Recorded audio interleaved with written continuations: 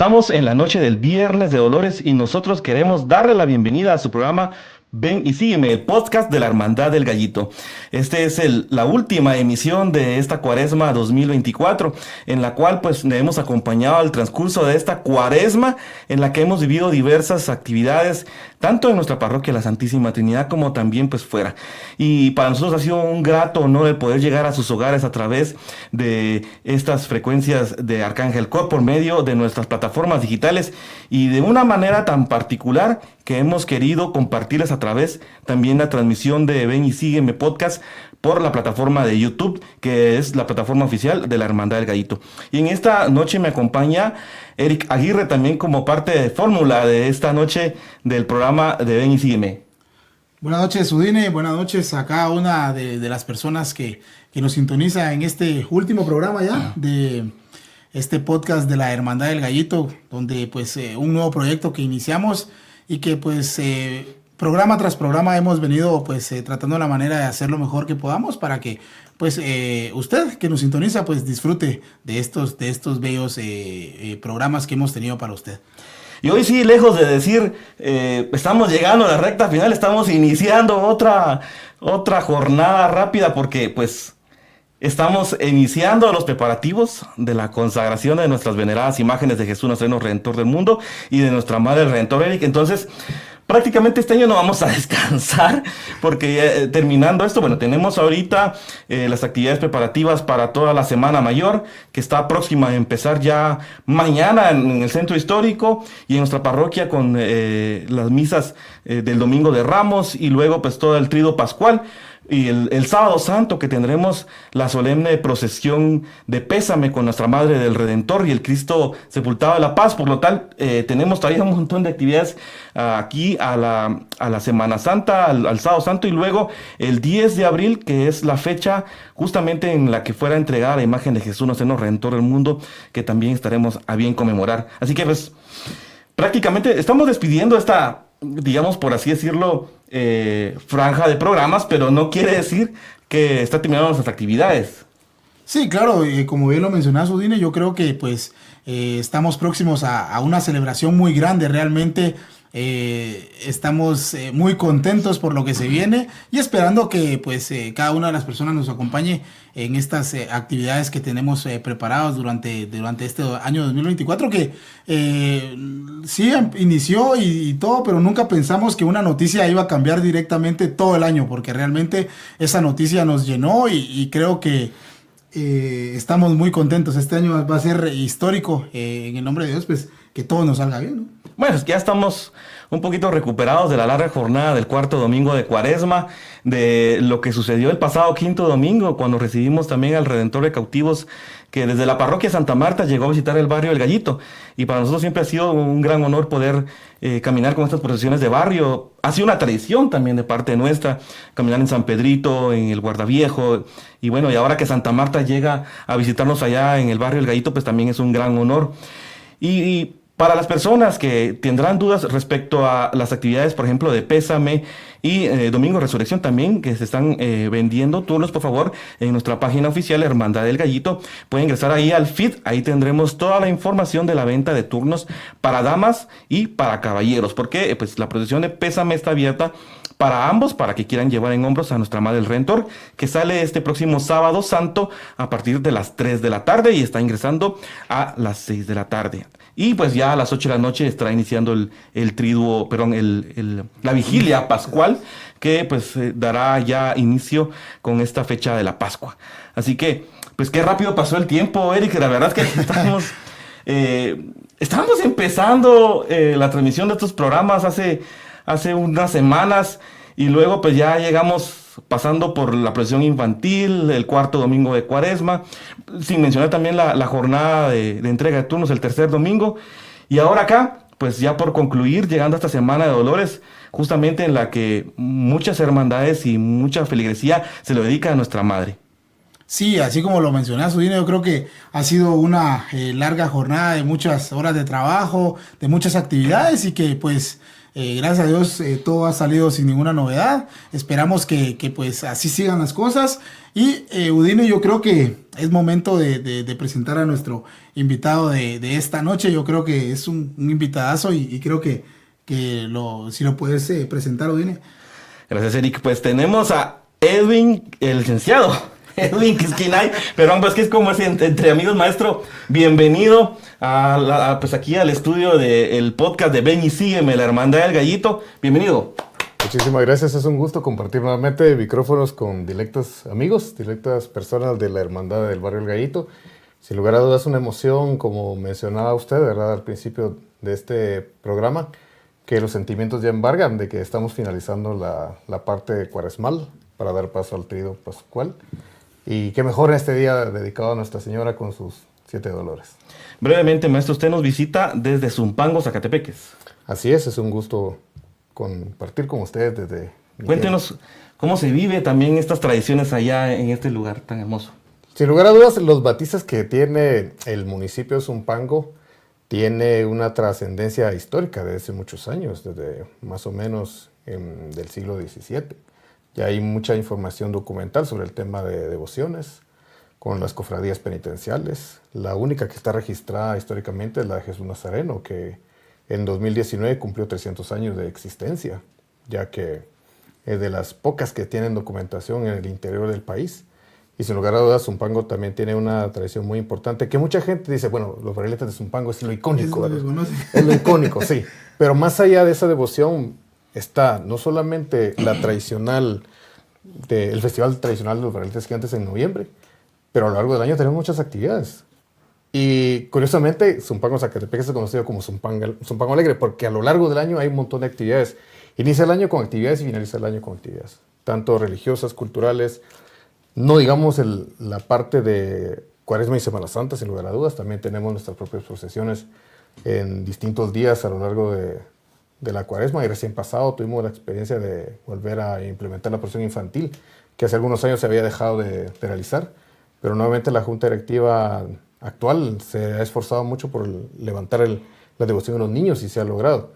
No, así las procesiones mayores, la del Viernes de Dolores, justo esta tarde ya se está desarrollando la procesión de Nuestra Señora de los Dolores en Zumpango, Zacatepeques, una procesión de aproximadamente 6 horas, para luego la actividad del Domingo de Ramos, que ya también se avecina, con la procesión de Palmas en horas de la madrugada y la procesión de la Arceña también en horas de la tarde, con Jesús Nazareno de Dulce Mirada y Santísima Virgen de Dolores.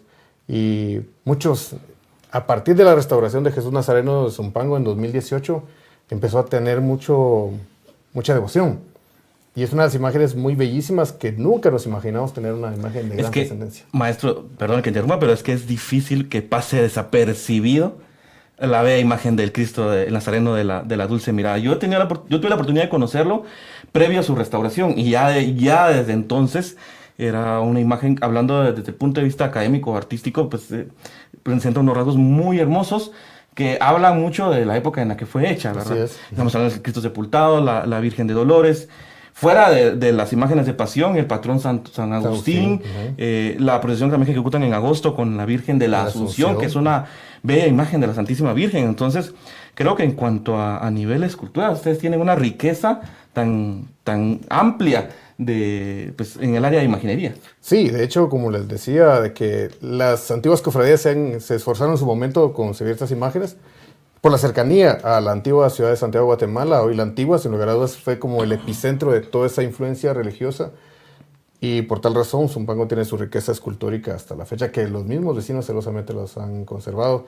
Las cofradías, las hermandades, ya poniendo en contexto en el tema del calendario litúrgico católico, que a lo largo del año muchas esculturas salen en desfile, en procesiones, ¿no? En rezados, por ejemplo, también.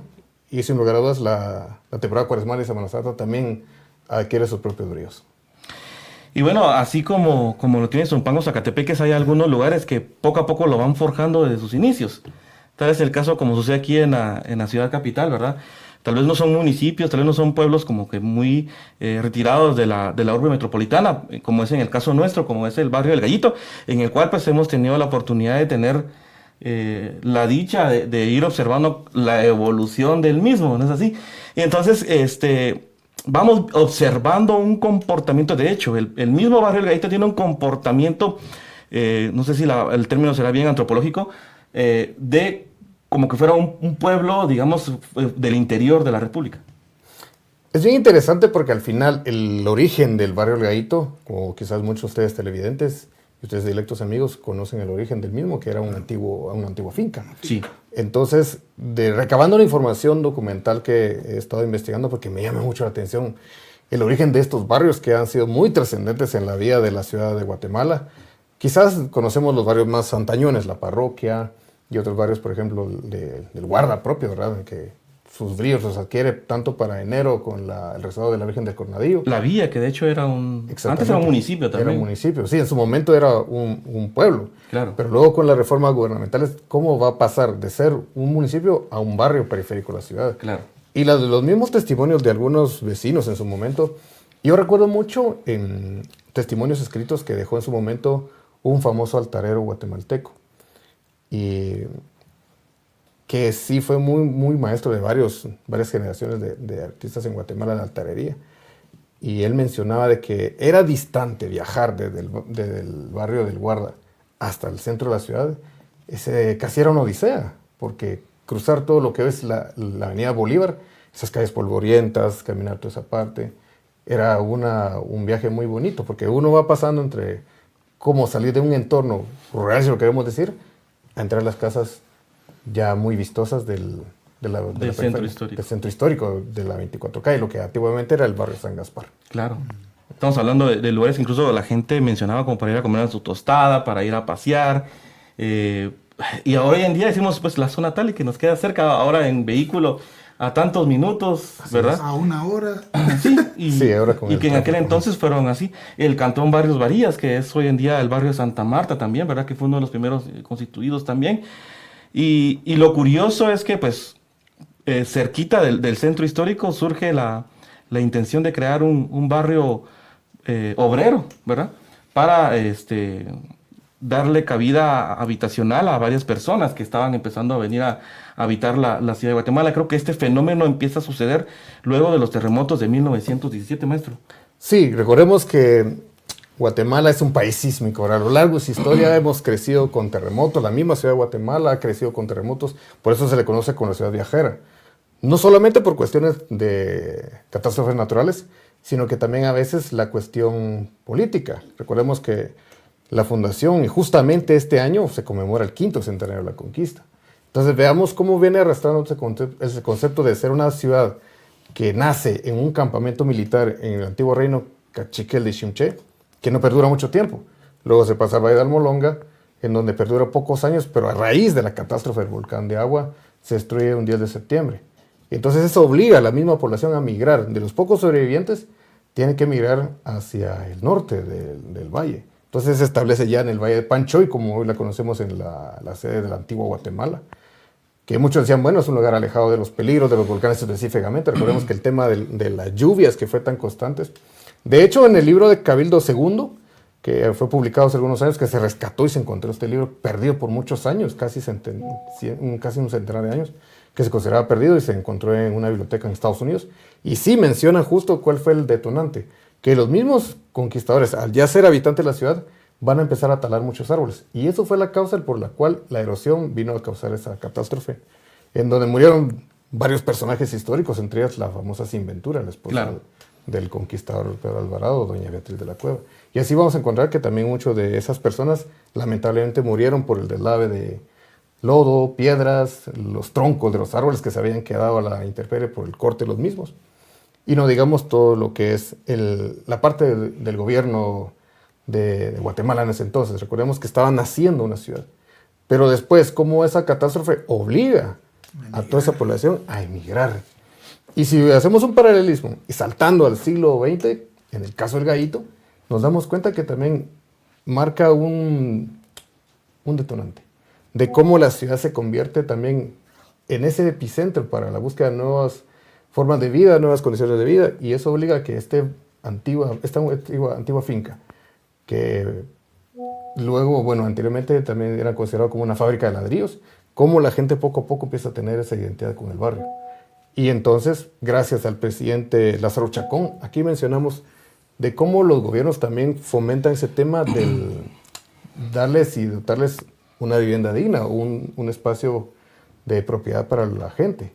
Entonces Lázaro Chacón, un presidente liberal, un presidente masón, es bien interesante cómo nuevamente los liberales estaban pegados a algún tipo de ideologías, van a tener ese impulso en mejorar las condiciones de vida, que si bien con el presidente José María Reina Barrios se inicia en 1892, a mejorar las condiciones de vida de la ciudad y de los barrios periféricos.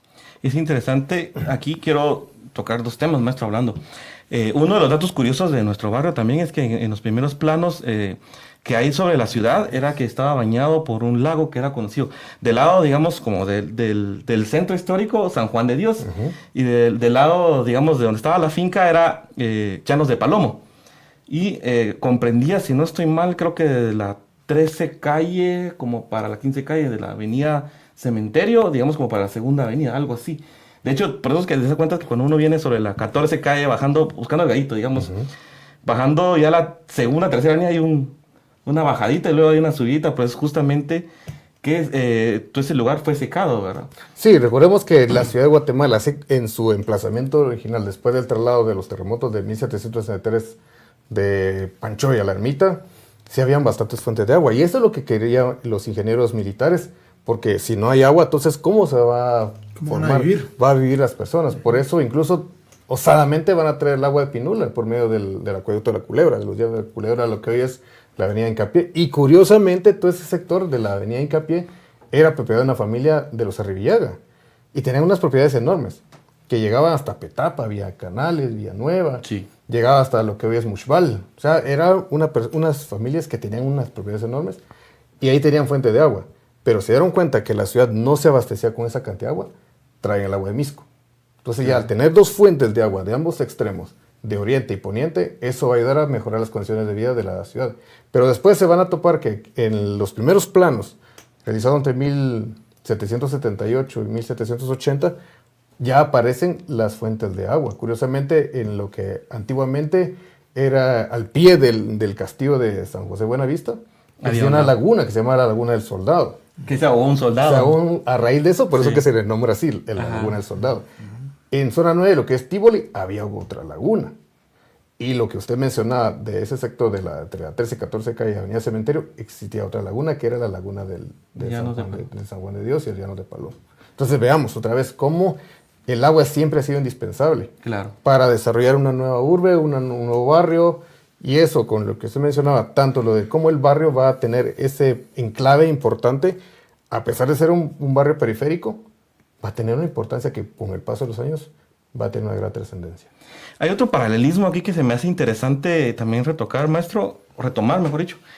Es el hecho de que, bueno, hablábamos un poco del periodo de la colonia y cómo se fue estableciendo la ciudad de Guatemala y cómo el pueblo fue creciendo, pero junto a este desarrollo social,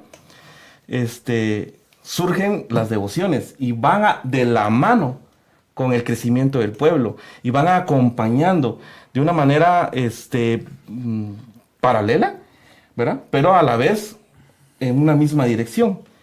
Y casi que surgen en el momento en el que surgen el poblado, la urbe, etc.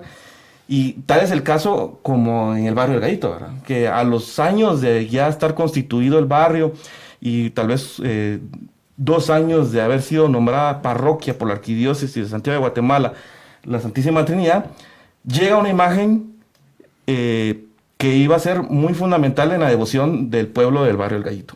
Y es el comportamiento exacto como lo vemos que sucede en anteriores poblaciones desde la época de la colonia. Sí, recordemos que también aquí viene mucho el tema ligado, desde el punto de vista antropológico e histórico, de cómo el mismo ser humano con sus devociones va a también motivar a que esa misma gente se aglutine en congregaciones religiosas, cofradías, asociaciones de diferente índole. Y parafraseando un poco a un historiador norteamericano, David Friedrich, en su libro El poder de las imágenes, él dice de que mucha gente, al sentirse atraídos por una devoción, no le importa viajar distancias, llora ante las imágenes, las contempla, se hinca, ofrece cualquier tipo de ritual en torno a esas mismas imágenes, pero es porque ese sentimiento humano hace motivar a que la gente pueda decir, bueno, yo por esa imagen voy a viajar, no importa los peligros y desafíos que voy a tener en el camino. Y lo mismo pasa como la gente, como decía usted, ¿verdad? De cómo la imagen de Jesús Nazareno del barrio del Gallito, que nace en el barrio del Gallito, con un escultor nativo del barrio. Entonces, cómo van construyendo esa identidad del barrio. Y hablando un poquito brevemente de la biografía del maestro Francisco Julio Tánchez, es llamativo porque él viene de una tradición de una población del occidente del país. Entonces, vean, otra vez cómo ese vínculo no cuesta que se rompa. De lo que usted decía, ¿verdad? Al principio del programa, que siendo un barrio que pareciera ser un pueblo del interior, tiene su esencia. ¿Por qué? Porque es un epicentro de migraciones, como sucede en muchos barrios de la ciudad. Y recordemos que la ciudad siempre ha sido como el epicentro de ese tema migratorio, claro, por cuestiones laborales, por cuestiones de estudio o cuestiones de comercio, y ahí se evidencia el barrio del Gallito. Por eso tenemos a lo largo de la historia personajes muy famosos. Y sin lugar a dudas, con el tema de la devoción de Jesús Nazareno, Redentor del mundo, mueve también a esas personas que incluso hay mucha migración de la región del Quiché. He visto ahí en el barrio del Gallito. Y cómo también ellos, al migrar de su lugar de origen, una etnia indígena, cómo ellos se adaptan a venerar una imagen que quizás es poco tiempo que están viviendo ahí, pero ya lo es claro, suyo. Ya es parte de su identidad como devotos en torno a estas imágenes y por supuesto la devoción al misterio de la Santísima Trinidad como patrona de la parroquia. No, yo creo que es importante. Yo acá estoy pegando una... Sí, estaba así como que... no quiero interrumpir realmente porque creo que es muy importante y realmente ahorita que estaba platicando el maestro de que muchas veces emigran y sí es cierto porque se da mucho que en el barrio de repente sí como que la gente llega al barrio a vivir y se queda eso que como arraigado que tenemos de que pues sí hay mucha migración y todo el tema que sabemos pues que muchas veces el barrio pues tuvo una fama pues que no está bien, ¿verdad? Pero creo que sí se mantiene eso que toca maestro de que hay mucha migración y que las tradiciones muy, muy de barrio, ¿no? Yo creo que yo pues he crecido ahí, tengo toda la vida de vivir ahí y creo que sí se sigue manteniendo eso, ¿no? Y la devoción a Jesús y a la Santísima Trinidad creo que sigue creciendo, ¿no? Creo que ese sincretismo sí está bien arraigado y que lo traen justamente socialmente las personas que vienen del occidente, lo traen o de diferentes lugares, ¿verdad? Y lo empiezan a vivir de manera tal vez no consciente, ¿verdad? Pero lo empiezan a desarrollar de forma social. De esa cuenta es que vemos que el barrio del Gallito, una de las características que tiene para el cuarto domingo de Cuaresma son sus alfombras.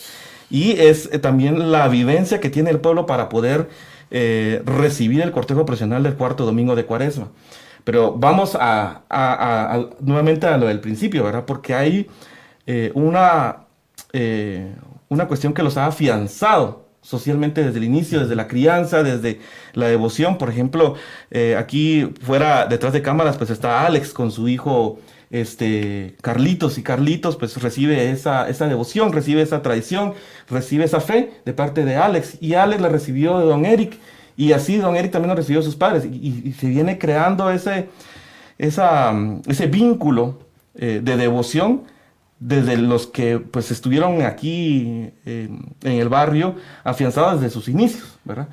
Y surge esa misma idea de tradición, por eso vemos las grandes devociones del Jueves Santo, del Viernes Santo acá, porque traen este vínculo tan fuerte, ¿verdad? Bien afianzado. Hay algo bien llamativo que tiene el barrio, como yo como espectador, y he visto, y como científico social, que como la misma sociedad que vive en el barrio constantemente está en esa fase de fomentar más las devociones, sin descuidar sus orígenes, como decíamos, viendo con el tema de la migración de algunos indígenas que vienen del occidente.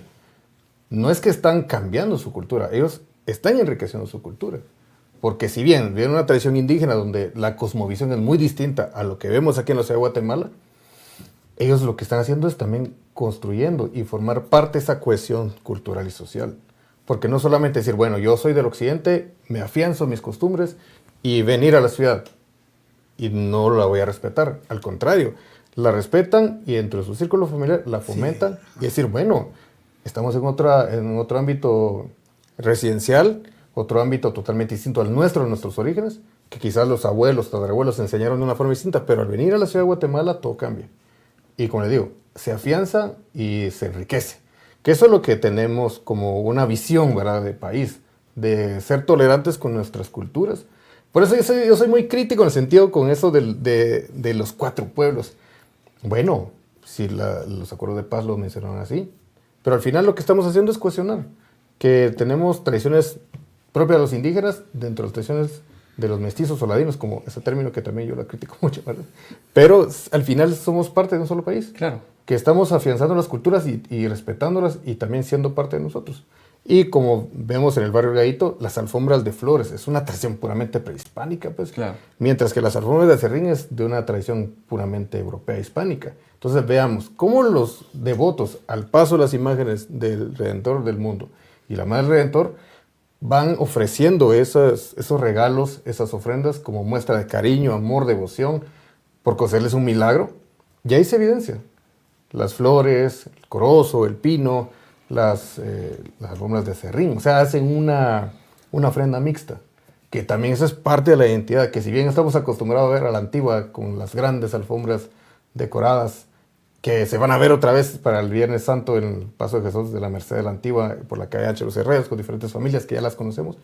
Pero el resto de los días anteriores, de Cuaresma, vemos que los vecinos salen a ofrendar flores, salen a hacer alfombras de frutas y verduras, porque es una ofrenda de la Madre Tierra, lo que antaño los pueblos indígenas hacían, pues.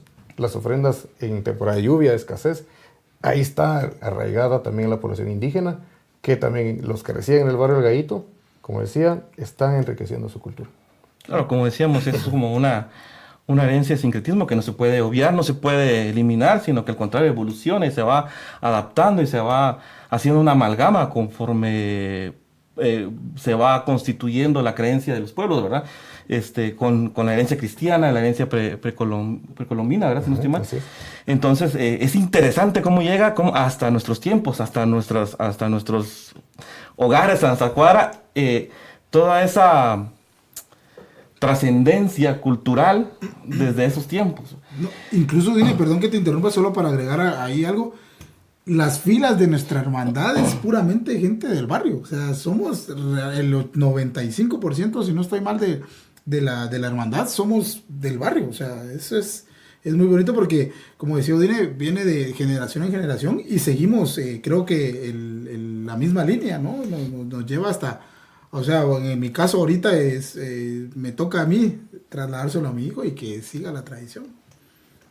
Y bueno, tomando en cuenta todos estos aspectos, maestro, viene otro punto importante, que es lo que estamos ahora por llegar, no, por iniciar como preparativos, que es la consagración. ¿En qué época qué año fue consagrado el Señor de la Merced? En 1717, ¿verdad? Si no estoy mal. Entonces, para aquel entonces la imagen no contaba, creo que no pasaba de los 100 años. No tenía muchos años, tenía más o menos cerca de los 50 años. O sea, es demasiado poco desde Exacto. su concepción, 1654. Y tal era ya su arraigo en el pueblo de Guatemala en aquel entonces, Sí. que se realiza este acto. Claro, o sea, ese va a ser como que el parteaguas del tema de consagraciones. Y en una oportunidad hablábamos con usted muchos días antes, que es increíble cómo Guatemala, a lo largo de la época virreinal en la América hispánica, va a ser como que el portaestandarte del tema de consagraciones. Muchos dirán, pero si no hay otras consagraciones en otro país, pues sé que las haya, pero la misma historia, en el caso nuestro, en la historia patria, tenemos documentado esos tipos de, bueno, estas situaciones muy importantes dentro de la devoción del pueblo guatemalteco. Y aquí otra vez vuelven a jugar el papel importante las cofradías, que si bien las cofradías hacen todo el esfuerzo para construir y hacer crecer las devociones, que muchas veces dicen, bueno, no es el cura, no es el presidente de la hermandad o el cofrade mayor, sino que es toda la sociedad que aglutina. Y ahí está claro el ejemplo de Jesús de la Merced, que con el paso del tiempo poco a poco va creciendo su devoción, en poco tiempo desde su concepción. Hagamos cálculo, 1654-55. Para 1917 son pocos años, no había pasado ni 100 años para que se enraizara esa devoción en la ciudad de Santiago, Guatemala. Entonces eso motiva a que varios personajes que siendo muy importantes en la vida de la ciudad de Santiago, Guatemala, cómo por la fe movidos y fomentar que esa devoción, otra vez lo que decíamos anteriormente, de cómo se construye la misma sociedad en las familias, cómo esa tradición de la consagración de Jesús de la Merced vaya creciendo constantemente. Entonces, ¿qué motiva? A que se le consagre a esta singular imagen de Jesús Nazareno por el entonces obispo de Guatemala, Fray Juan Bautista López de Toledo, con una ceremonia tan pomposa que hay una crónica incluso de la consagración, y curiosamente en el marco de la festividad de la Transfiguración de Jesucristo. Entonces veamos cómo otra vez se van ligando ciertos momentos de la historia religiosa del Nuevo Testamento en este caso, ¿verdad? De la historia religiosa de la Biblia, y luego cómo se trasciende en el tema de las devociones para el siglo XVIII. El siglo XVIII es como el siglo de muchos aspectos muy importantes.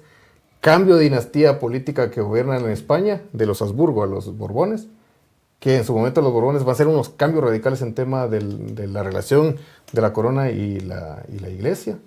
Pero ahí está, se afianza en Guatemala con la consagración de Jesús de la Merced en 1917. Y de ahí vamos a encontrar otra serie de sucesos con las coronaciones, por ejemplo, la Virgen del Manchén, y también después cómo se pasa a fundaciones de algunas cofradías para seguir fomentando el tema de las devociones de las imágenes de Pasión y Semana Santa. Y luego se da el salto hasta 1917 con la consagración de Jesús Nazareno de Candelaria. Pasaron 200 años, si no estoy mal. Van a pasar 200 años de esa consagración de Jesús de la Merced en el Valle de Panchoy para dar el salto en 1917 en el Valle de la Ermita con Jesús Nazareno de Candelaria. Y de hecho, las crónicas hay datos muy interesantes. Personajes que intervinieron en ese acto de la consagración, cómo se preparó el altar de consagración de Jesús de Candelaria. Y según la inscripción dice que fue colocado en un altar que simulaba una hostia, con piedras preciosas muy bien elaboradas por el maestro Justo de Gandarias, que es un artista catalán, o sea, de Barcelona, que viene a Guatemala con los gobiernos liberales 1892 aproximadamente. Y cómo él también va a ser partícipe de ese acto tan solemne de la consagración, al hacer con maestría, como dice la crónica, emulando las piedras preciosas del viril, de la custodia. Claro. Y entonces en el centro se coloca la imagen de Jesús de Candelaria vestido con una túnica de peluche rojo, así dice. Seguramente era un tipo de terciopelo finísimo, pues finísimo de esa época, se traían de Francia las grandes casas del arte sartorial. Menos sintético que ahora, ¿no? Sí, hay una diferencia, ¿verdad? Y los trabajos de bordados, incluso las damas que participaron en el coro para la misa de Jesús de Candelaria. Y de ahí vemos cómo nuevamente se vuelve a retomar esa idea de una consagración en el Valle de la Ermita, en dos valles distintos a lo largo de la historia de Guatemala. Con dos imágenes muy importantes. Dos imágenes muy, muy interesantes, llenas de devociones y curiosamente con mucha polémica por el tema racial. Claro. Porque Jesús Nazareno de la Merced, siendo de castellanos, de españoles y criollos, mientras que Jesús de Candelaria era de un barrio indígena cachiquel. Y a lo largo de su historia existían esos conflictos por el tema de quién se disputaba el día principal de la oración.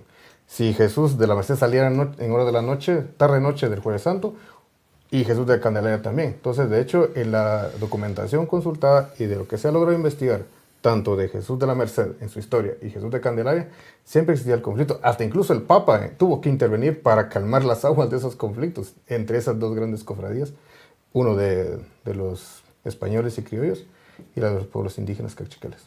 Lo interesante aquí, maestros, entonces, ¿qué relevancia tenía para el pueblo el hecho de que se consagrara una imagen? Pues en realidad se tomó mucho en cuenta quizás las devociones y de cómo eso trasciende otra vez en las familias de la ciudad de Santiago para que se llevara a cabo un acto tan solemne en Panchoy en el siglo XVIII. Y luego cómo en la ciudad de Guatemala en el siglo XX, con la consagración de Jesús de Candelaria, adquiere también otra perspectiva de cómo en pleno siglo XX va a construirse una identidad. Recordemos que sí, a Jesús de Candelaria, o sea, la hermandad le costó volver a renacer de esa transición, de su traslado de la ciudad de Santiago, y que incluso la misma imagen se destruyó en el Claro, tuvo un proceso de restauración. Un proceso de restauración. Reconstrucción. ¿Y quién lo financia? El padre José María Eloso, que es el que de su dinero va a restaurar la imagen. No sabemos qué artista se le encomendó. Recordemos que en esa época era un caos total porque muchos artistas se quedaron, algunos en la ciudad de Santiago, en la antigua, otros que vinieron aquí, establecieron talleres. Aún no se ha logrado saber por lo menos quiénes estaban los artistas activos de esa época que se le encomendó esta tarea de reparar o restaurar, si lo queremos definir con ese término actual de restauración, la imagen de Jesús de Candelaria. Porque estaba en su retablo, se cae el retablo y se daña. Entonces, 1784 se hace el traslado de la parroquia de Candelaria a la Nueva Guatemala y de ahí empieza a renacer todo ese tema de las devociones, reorganizar la hermandad, reorganizar todo el culto, la procesión y nuevamente otra vez en la Nueva Guatemala vuelven a tener conflictos raciales otra vez las dos cofradías, la de Jesús de la Merced y Jesús de Candelaria. Entonces veamos cómo la historia del país se construye en el caso de la ciudad de Guatemala con dos imágenes de gran trascendencia, Jesús de la Merced y Jesús de Candelaria.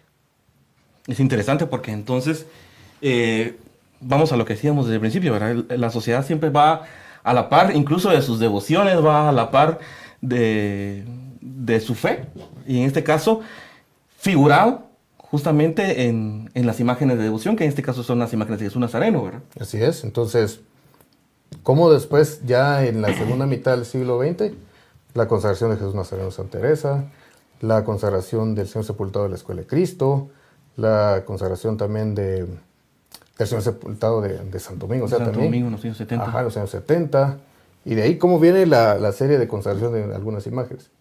Y ahora con esta noticia que se le dio a la Hermandad del Gallito, de que me imagino que muchos años de alcanzar ese sueño y cristalizar en este año 2024, en el mes de noviembre, que esperemos estar con vida, si el Señor nos lo permite, y vivirlo, porque al final va a ser un acto muy trascendente para la historia del barrio.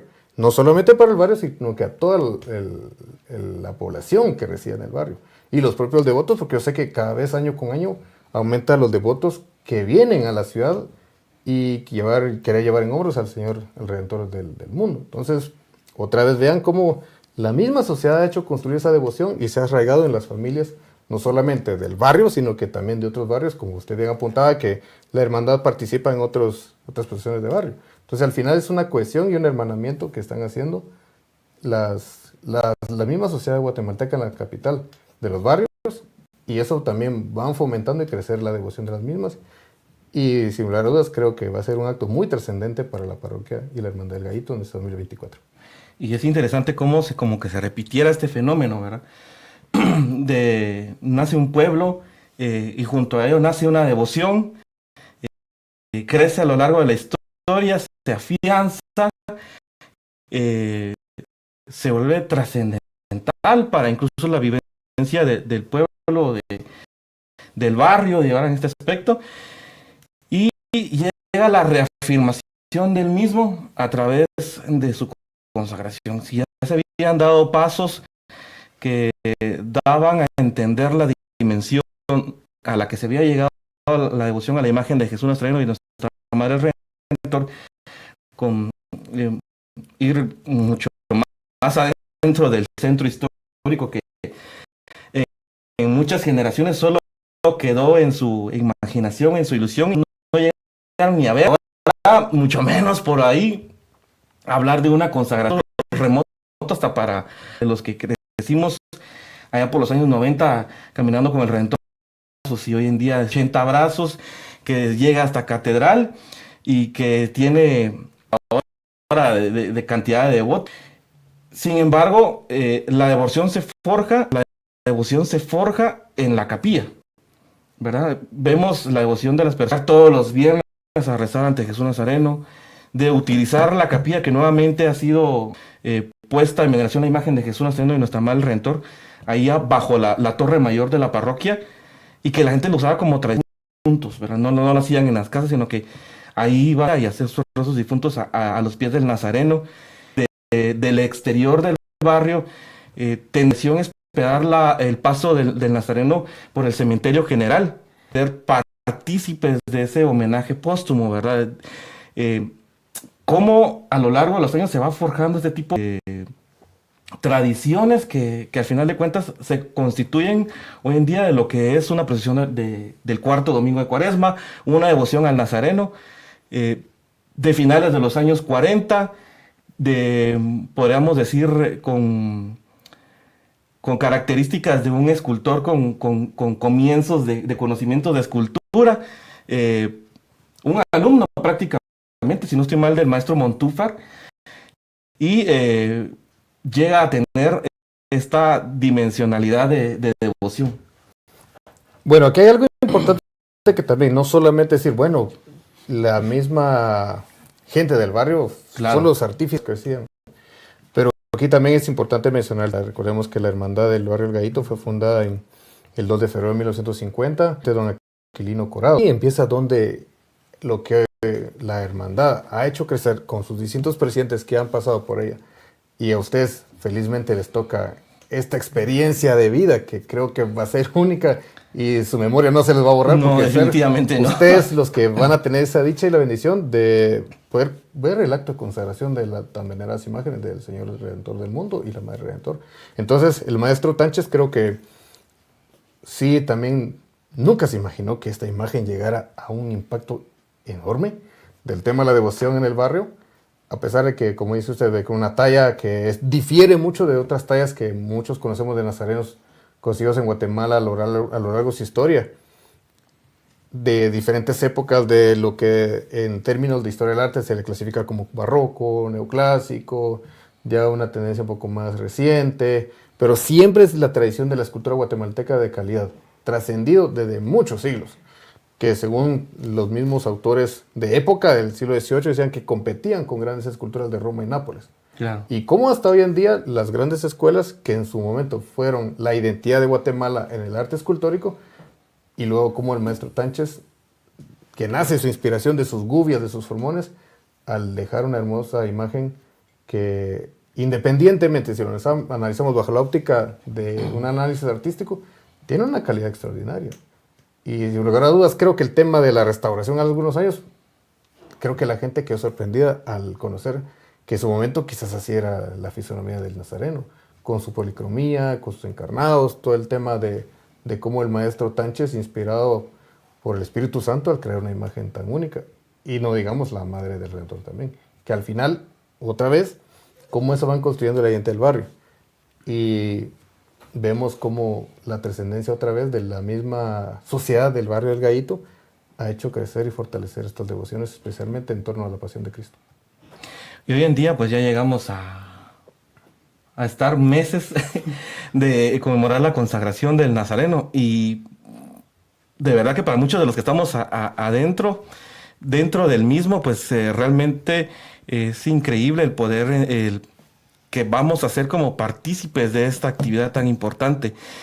Y un poco como de nerviosismo, Eric, porque tenemos en las manos cierta responsabilidad, ¿verdad? Porque tenemos a bien que ejecutar una actividad con tal dimensión, porque lo estamos viendo, ¿verdad? O sea, viene desde la consagración de Jesús de Merced a esta consagración, seguramente habrán más en un futuro.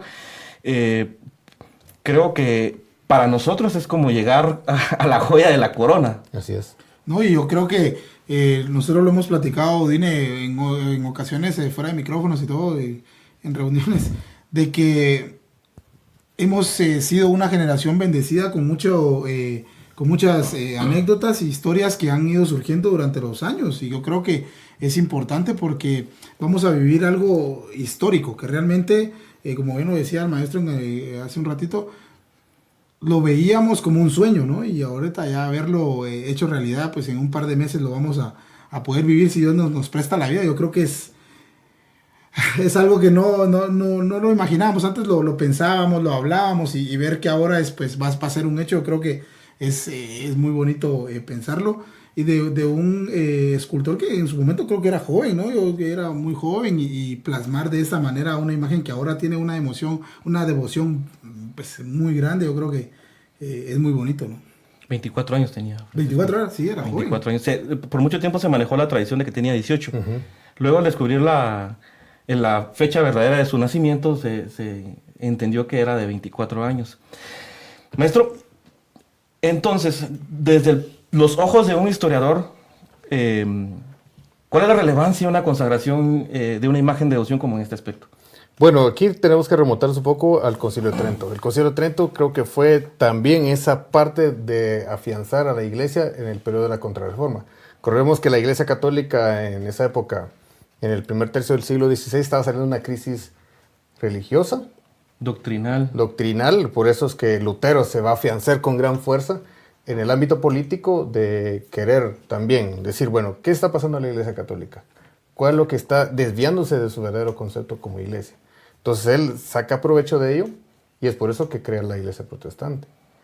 Y entonces, ¿cuál es el papel inmediato que va a tomar la Iglesia en ese entonces? Bueno, a analizar qué es lo que se está equivocando, qué es lo malo que está haciendo. Entonces volver otra vez a convocar a los obispos en este concilio, que si bien no fueron 20 años lineales, porque tuvo unos procesos por cuestiones políticas otra vez, que tenían que estar como suspendiendo actividades por tema de guerras y especialmente las guerras religiosas. Recordemos que lamentablemente la Reforma Protestante causó muchas guerras de religión en Europa, que tuvieron un buen terreno en Europa, por supuesto, ¿verdad? Pero paralelo a ese tema, al afianzarse ese tema, decir, bueno, entonces ahora, ¿cuáles son los dictámenes? ¿Y quién le va a recaer esa tarea? Nada más y nada menos a San Carlos de Borromeo. Que él va a ser literalmente como el que va a tomar nota de todos esos aspectos del arte vistos por el Concilio de Trento. Entonces va a ser las directrices, incluso el tema del decoro de las iglesias. ¿Cómo se tienen que construir las iglesias? Las pilas bautismales, ¿cómo se van a colocar? ¿Cuáles son las distribuciones de los espacios sacros? Desde los atrios, los altares, las piedras, las aras de consagrar de los altares, los vasos sagrados, los ornamentos. O sea, es la época como que abrir los ojos otra vez a la iglesia para tomar en cuenta que es muy importante volver a afianzar la fe de los católicos en ese entonces. Y entonces, en uno de los apartados, en el libro de instrucción del ajuar eclesiástico, que se llama el libro que San Carlos de Borromeo nos dejó a la posterioridad, y menciona el ritual de bendición de imágenes, que si bien decimos, bueno, de entonces, si bien en esa época del siglo XVII, siglo XVI, perdón, existía un ritual para realizar las imágenes o consagrar los espacios sagrados, entonces, ¿cómo en Guatemala, en el Reino de Guatemala, se afianza ese tema de las consagraciones? Entonces ya adquiere un concepto totalmente distinto, como decía anteriormente, de que en el Reino de Guatemala se tomó en cuenta eso de cómo realizar una consagración. Porque si bien habíamos también mencionado que en su momento también estaba consagrada la imagen de San Pedro a la congregación de sacerdotes de San Pedro. Que está en catedral. Que está en catedral, exactamente.